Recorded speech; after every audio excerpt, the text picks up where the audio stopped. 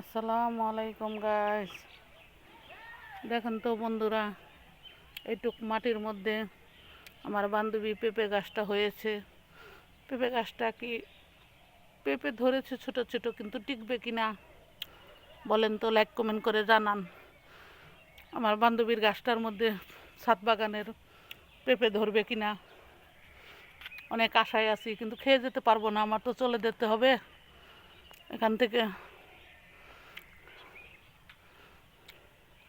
বন্ধুদের সাথে শেয়ার করলাম কি সুন্দর পেঁপে ধরতেছে। বন্ধুরা দেখেন কি ছোট্ট গাছে,